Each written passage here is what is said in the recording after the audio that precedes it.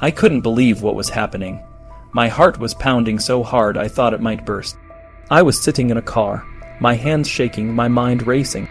Larry, my brother, was driving, and the car was packed with tension. We were heading to Elvis Presley's house, and I was scared out of my mind. I had taken a Valium just to get through this, and it wasn't even working. The gates to Graceland were huge, and the crowd outside was even bigger. Girls were screaming, "You can't get in, you won't get in." It was like a nightmare. Larry was trying to keep the car steady, but it was hard with all the chaos.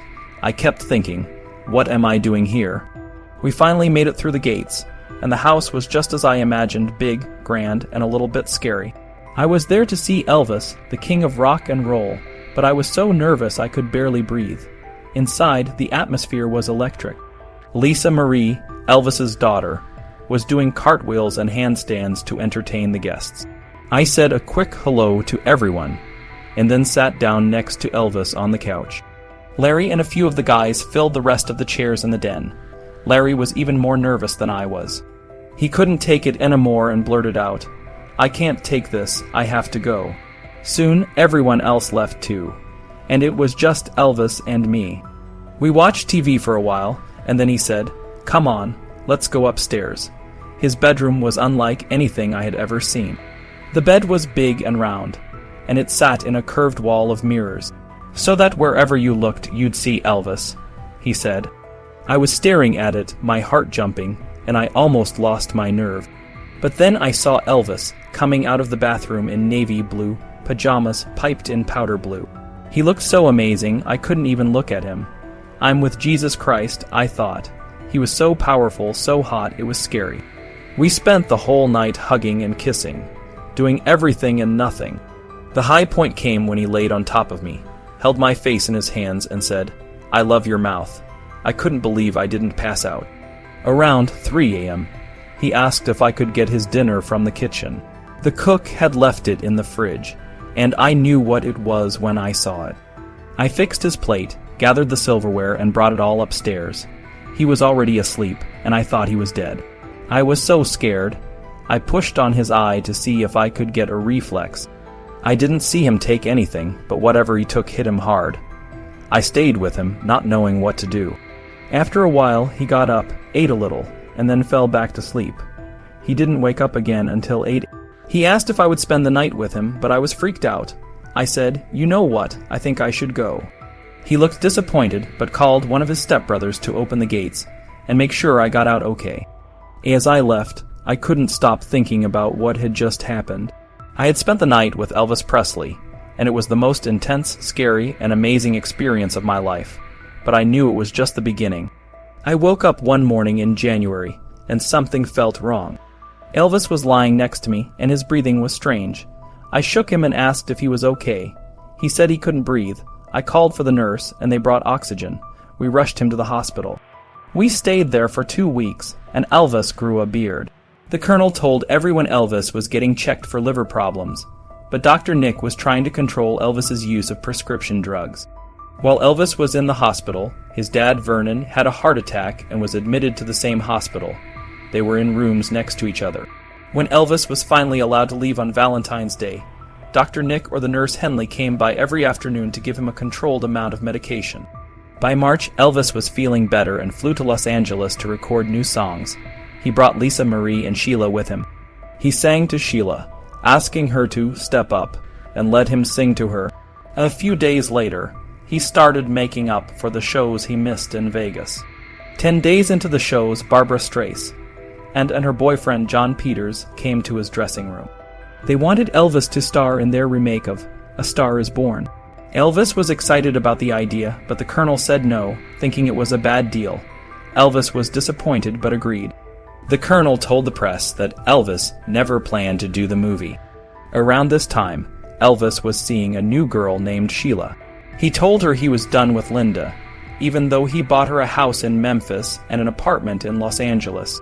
Linda was angry and started spending a lot of Elvis's money. Some people called her a gold digger, but she had her defenders too. Elvis was becoming harder to be around, and Sheila worried he might be having a breakdown. One night at the Memphian, Sheila asked Elvis a question about film, and he got really angry. He stopped at a drugstore on the way home, and they pulled a Bonnie and Clyde, with Sheila distracting the druggist while Elvis cleaned out the pharmacy. Later, he sent the druggist a check. That spring, Elvis met a model named Mindy Miller through his friend Ron Smith. They hit it off right away. She was tall, smart, and unimpressed by celebrities. They spent the night talking and laughing. Elvis was fascinated by her and wanted to see her again. He even wrote her a check to help her move back to Los Angeles. Mindy went on tour with Elvis and became part of his life. She watched over him, making sure he was okay. She refused to give him shots of anything stronger than vitamin B12. When they were in Florida, a woman named Jackie tried to see Elvis to help him with his drug issues, but Red, one of Elvis's friends, was rude to her and hung up. Elvis and Mindy had a good relationship. They talked about everything, including his weight and his fans. But when Elvis found out she had dated a black man, he ended things. He wasn't racist, but he was raised with certain ideas. Mindy stayed in touch with Elvis by phone and helped him when she could.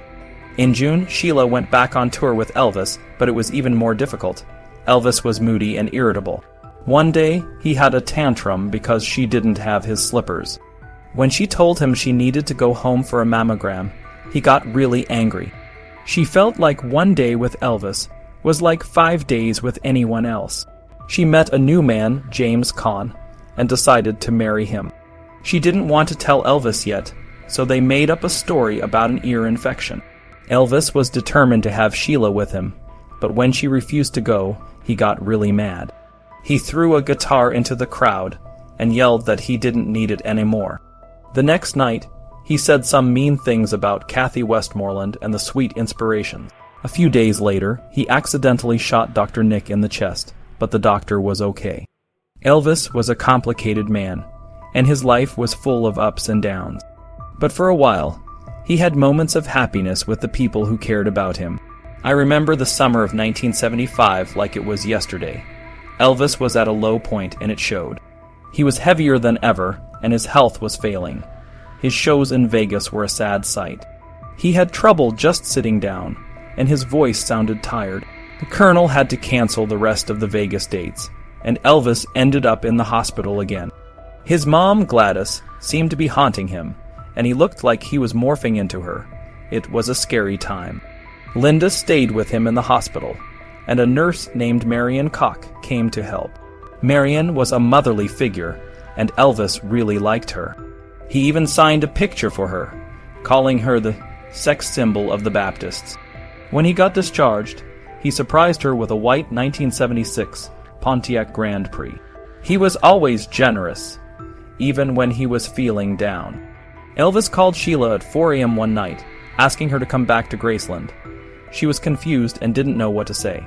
She was with Jimmy now, and she didn't feel like she could go back to Memphis. She told Elvis she needed time to think, and that was the last time they talked. It was a sad moment, and I could hear the sadness in his voice. Next, he met a 19-year-old beauty queen named Melissa Blackwood at a football game. He had one of his guys pick her up early in the morning and brought her to his bedroom. He was sitting in bed, and he patted the mattress for her to sit down. He called her Brown Eyes and talked about his childhood. He even had her change into his pajamas, which made her nervous. But she stayed and talked with him, and he seemed to open up. He told her about his dad being sick and how trapped he felt by his fame. They spent time together, but it was too much for her. When he asked her to move in, she said no, she couldn't handle it. Around the same time, Elvis met Jo Kathy Brownlee, a teacher from Mississippi. They met at a Grizzlies game, and he was really drawn to her. He called her JC and gave her a new car, a 1976 Grand Prix. She was so surprised. She didn't even know how to turn on the lights. He told her he wanted to see her again, and they started dating. They went to the Crosstown Theater and played racquetball with their friends. But it was hard for Jo Kathy to balance her life with Elvis's. She had a job, and she was always tired. One night, he told her to grab some things and leave because he had plans. She was hurt and left, and that was the last time they saw each other. After Jo Kathy, Elvis met Dawn Bonner, whose dad worked at a TV station. He was always looking for someone to be with, but it was getting harder. His health was failing, and he was struggling with his emotions. It was a tough time for him, and I could see the pain in his eyes. I remember the time when I was just a 17-year-old country singer, and meeting Elvis Presley was like a dream come true. I had heard so much about him, and I was totally in awe. One day, during his 2-week show in Vegas, we finally met. It was all thanks to Glenn D. Harden, who played piano in both our bands. Glenn arranged for Elvis to call me out from the audience. I was excited, but my dad, Bo, had always warned me to play it cool. So when the security guard came to take me backstage, I told him, "Tell Mr. Presley to just wait. I'm signing autographs out here." When I finally went back, Elvis kept me waiting for over 30 minutes. I was sitting there, trying to be patient, but inside I was a nervous wreck. Finally, the door opened, and there he was, all in black, with a leather coat and a damp towel. He looked so tall and so cool. He came right over to me and got really close, asking, "So how you doin'?" I tried to act cool, but my heart was racing. We talked about music for a bit, and he even complimented my shoes, which made me feel special. But I was so nervous. I didn't even notice he was checking me out. My sister, La Costa, later told me, "Oh, God, Tanya, when you turned your head, he was looking you up and down. He thought you were sexy. I just knew it was a great night." Before I left, Elvis asked if I wanted to come back for the second show. I said no, because I wanted to tell my parents about this amazing night. He tried to kiss me, but I gave him the side of my cheek. He thought it was funny and said it was amazing. Who does that to Elvis Presley? A few years later, he sent me a TLC necklace through Tony Brown, but I was too proud to accept it. I told Tony, "Tell Elvis if he wants to give me something, he needs to come give it to me himself." Now as a mom, I look back and think, oh my God, how stupid, just too cocky for my own good. Elvis had his ups and downs, especially as he got older. He would spend money like it was nothing, buying cars and jewelry for everyone. But he also had some really tough times. He lost his dog, Get Low, and it really hurt him. He even had a dream that all his friends left him when he went broke. It made him so upset that he didn't want to come downstairs on Christmas Eve. His life was chaotic, and he was always surrounded by people, but he still felt alone. One time, he even choked on some cookies, and I had to help him. His friends said he needed a lot of help, but he was too proud to ask for it. He also had a lot of trouble with his daughter, Lisa Marie. He wasn't a very hands-on dad, and he let her do whatever she wanted. This made both Priscilla and his other girlfriend, Linda, upset. Lisa would throw tantrums when she left Graceland, and Priscilla said, "She was a terror when I got her back, you cannot imagine." Even though he wasn't the best dad, he loved Lisa deeply and wanted her to stay with him as long as possible. Elvis's life was filled with so much fame and wealth, but it also had a lot of pain and loneliness. He had a lot of friends, but he still felt like he was losing control. In the end, he was even more heartbroken when some of his closest friends decided to write a book about him. It really hit him hard, and he even thought about doing something crazy. But in the end, he just wanted to make it right, even if it meant paying them off. Those were tough times, but they also showed how much he cared. Despite everything, he was still Elvis Presley, the king of rock and roll, and he left a mark on everyone he met, including me. I was just a regular girl from Memphis, but my life took a wild turn when I met Elvis Presley. It was November 1976, and I was 20 years old. My sisters and I went to Graceland, and I remember feeling a mix of excitement and nervousness. When we finally met him, it was like a dream. He was so charming, and he took us on a tour of his house, sang for us, and read from his favorite books. I felt like I was in a movie. The next night, Elvis invited me to go up in his private plane. I was a bit scared, but also thrilled. We were supposed to just see the Memphis skyline, but then Elvis asked if I had ever been to Las Vegas. I hadn't, so we ended up flying there. My mom had to give permission, and we stayed overnight with chaperones. It was all so surreal. Elvis was going on a West Coast tour, and he asked me to join him. I was surprised, but I said yes. I was nervous about leaving my family, but I was also excited. I thought it would be an adventure. When we got to San Francisco, I found out that Linda, Elvis's girlfriend of 4.5 years, was there. It was awkward, but I didn't know how to handle it. Elvis told Linda she looked unwell and suggested she go back to L.A. for a rest. She didn't want to go, but Elvis was insistent. He even asked Larry, one of his close friends, to tell her and the others to go back on his jet. Linda didn't know what was happening, but she soon found out from her brother, Sam, who worked for Elvis. I felt bad for her, but I was also scared about what was happening. I was the new girl, and I didn't know how to navigate this world. The first few days on tour were intense. Elvis seemed to perk up when I was around, but as the nights went on, he started to tire.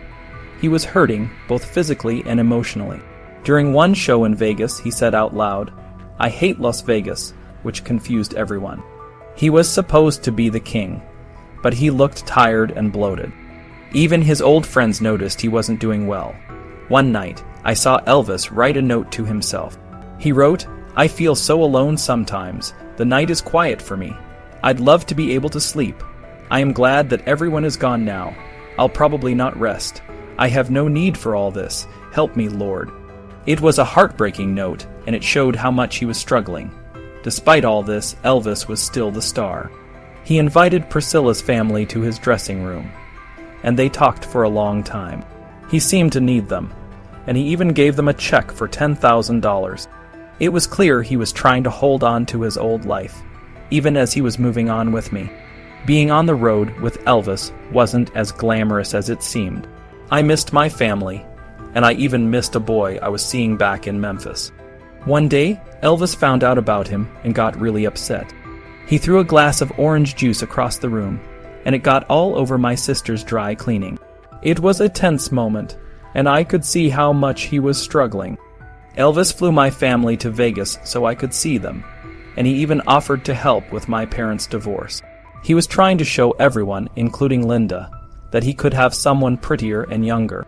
But it was obvious he was desperate, and it wasn't healthy for either of us. Despite everything, Elvis tried to be a good performer. He even gave a great show on New Year's Eve in Pittsburgh, and I got to hold Lisa Marie so she could see her dad perform. It was a special moment, and it showed that despite his problems, he still cared about his family. Elvis was more impulsive than ever. On January 9th, he woke up Larry in the middle of the night to perform a wedding for his dentist, Max.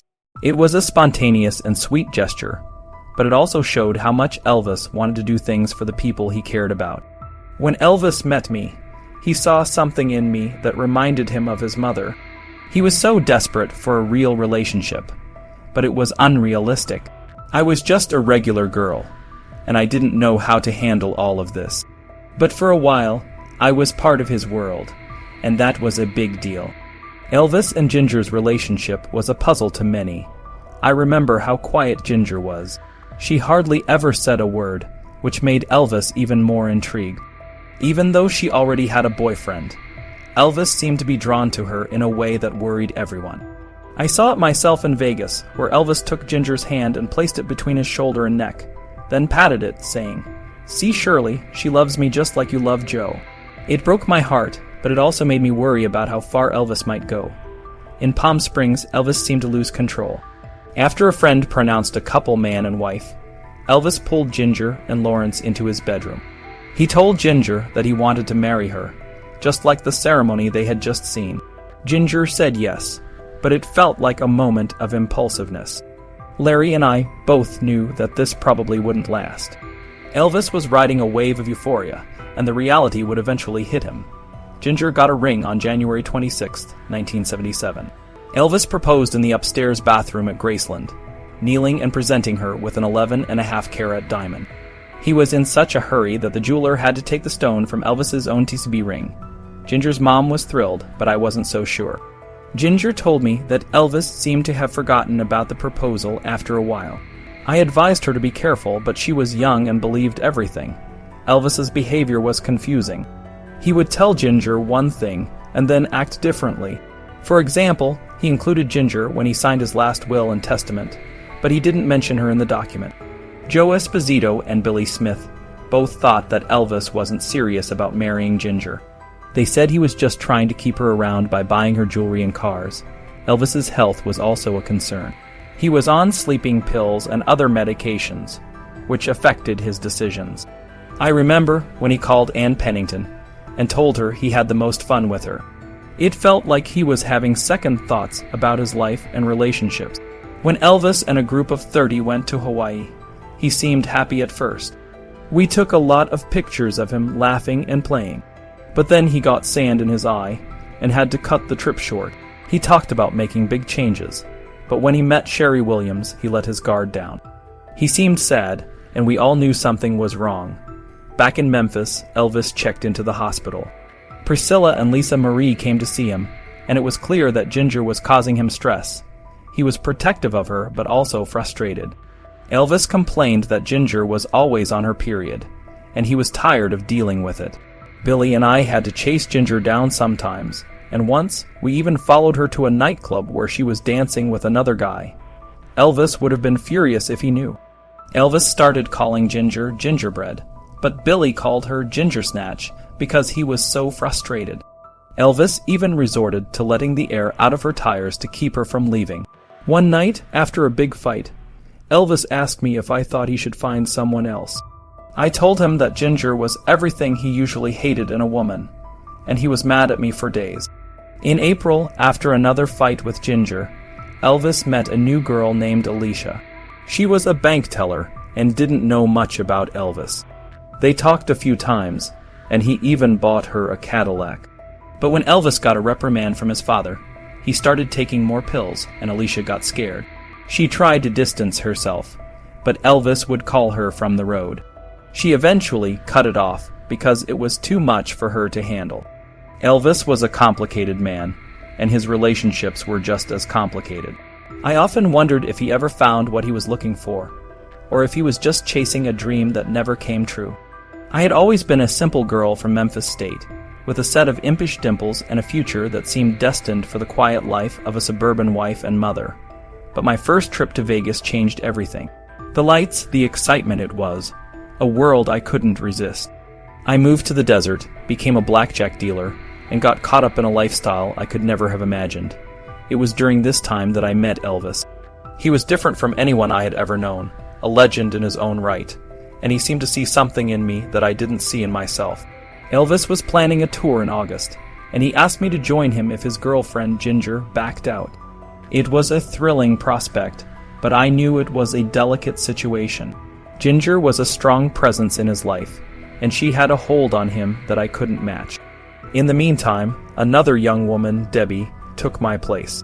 She was a bank teller just like me, but she too would end up in trouble, later going to prison for dealing methamphetamine. But for a while, she was just a passing fancy for Elvis. His heart was still with Ginger. When Elvis went on tour in April, Ginger went with him. But it was clear she was tired of the constant travel and the pressure. On April 29th, when Elvis played in Duluth, Minnesota, he flew in Ginger's mother and sister to try and keep her happy. Despite his efforts, his frustrations were mounting. Everywhere he looked, someone he loved had their hand out. He was dealing with lawsuits, health issues, and the ever-present anxiety of aging. At the end of April, he issued a deed of trust to Graceland for $24.49, the remaining amount he owed to Priscilla from their divorce settlement. In May, things only got worse. Dr. Nick, Joe Esposito, and a businessman named Mike McMahon sued him over a racquetball franchise deal that fell through. Elvis was thrown into a deep depression. He shot out his bedroom window at Graceland and spent most of 2.5 weeks sequestered upstairs. His health was in a downward spiral. When he went back on tour in May, he was so bloated that he had to wear the same white jumpsuit with a gold Aztec calendar design for 13 days straight. Backstage in Knoxville on the first night, a doctor reported that Elvis was pale, swollen, and had no stamina. His mood was dark and despondent. He told Jerry Schilling that he felt so bad and was so beleaguered with health problems that he couldn't wait for 1977 to be over. Larry Geller, one of Elvis's closest friends, was devastated by what he saw. He would go to his room and cry, unable to handle the sight of Elvis in such a state. Priscilla, who had divorced Elvis, was so busy with their daughter, Lisa Marie, that she didn't realize how bad things had become. The Colonel, Elvis's manager, saw it every night but did nothing. Larry couldn't understand why the Colonel was so callous. On May 21st in Louisville, Larry witnessed a horrifying scene. Elvis was barely able to sit up in bed, and Dr. Nick was trying to revive him. The Colonel burst into the room, demanding that Elvis get on stage that night. Larry was shocked by the Colonel's lack of concern for Elvis's well-being. By now, audiences could see that something was wrong with Elvis. On May 22nd in Landover, Maryland, he walked off stage, saying he needed to use the bathroom. In Baltimore, he fell on stage and disappeared for half an hour. The shows were becoming a struggle, and fans were worried. Ginger and Elvis had a fight on May 26th in Binghamton, New York. He sent her home, saying she was still in touch with her ex-boyfriend and her family. He told Larry that he wanted her to choose between him and her family, or there would be no wedding. Kathy Westmoreland, a backup singer, was asked to stay with Elvis for the rest of the tour. She was so worried about him that she could hardly sleep. He talked to her about death, even showing her a blue jumpsuit he planned to wear, saying he would look good in it when he was in his coffin. In midsummer, CBS TV shot a 1-hour special, Elvis in Concert, in Omaha, Nebraska, and Rapid City, South Dakota. Ginger accompanied him, and he playfully introduced her to the audience. The special showed a legend struggling, but there were moments of greatness, especially during How Great Thou Art and Hurt. On June 26th, the last night of the tour, Elvis was in Indianapolis. He was tired but upbeat, and after the show, he gave out gifts to his friends. Shirley, who was very thin, received $750 to buy chocolate shakes. She hugged him tightly, and he kissed her, saying he knew how much she loved Joe. Lamar Fike, who worked with the Colonel, knew that Elvis wouldn't see the snow fly. He promised his friends that Elvis wouldn't make it through the end of the year. Priscilla had her last conversation with Elvis late in the summer. They talked about Lisa Marie's upcoming visit, and Elvis expressed his fears about a book that was coming out. Elvis, what happened? He thought it might be the end of his career. He talked about changing fields, maybe becoming a movie or record producer, but it was clear he was just grasping at straws. 2 weeks before Lisa Marie arrived, Elvis tried to win Ginger back.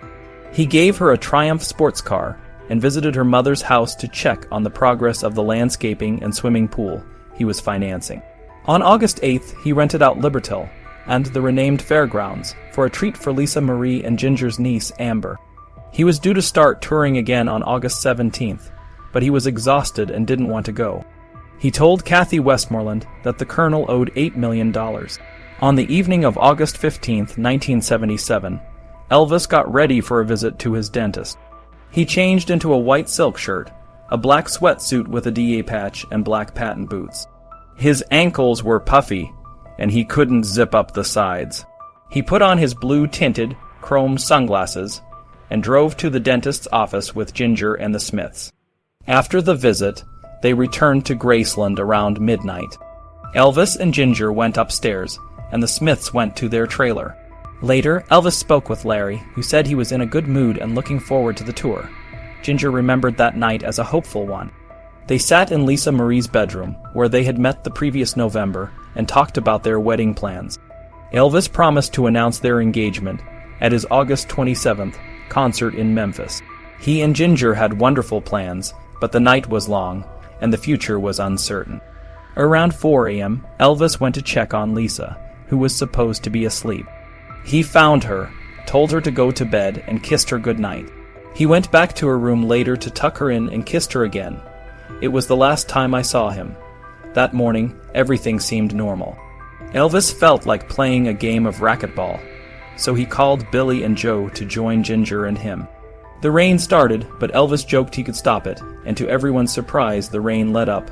We laughed, but it didn't last long. Out on the court, Elvis wasn't as energetic as he thought. He had been on a strict diet, and it was taking a toll. We played for a bit, but after Elvis hit himself in the shin, we decided to take a break. Back inside, Elvis was upset.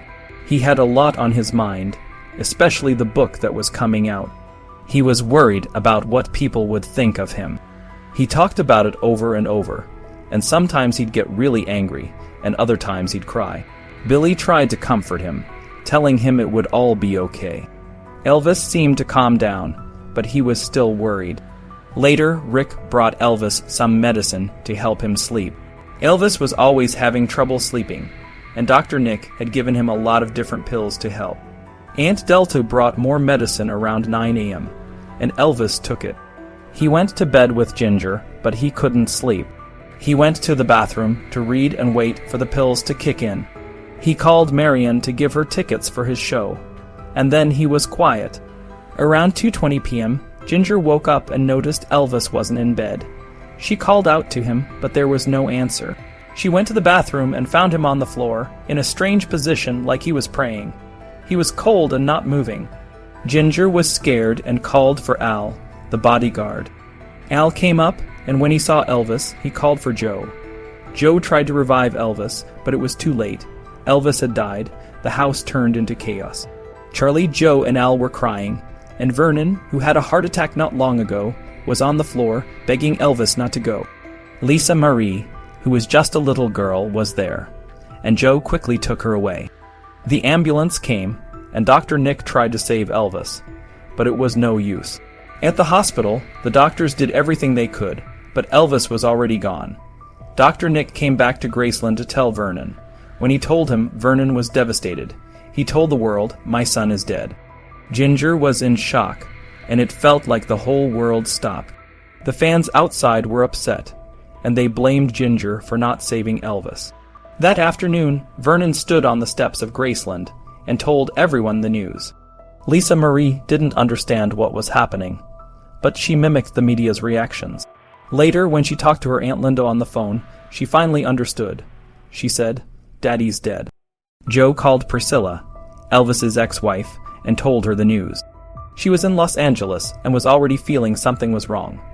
When she heard, she was shattered. Joe also called Shirley, and she knew it was true when Joe started crying. She was in the alley behind her apartment, just crying and scratching her nails against the wall.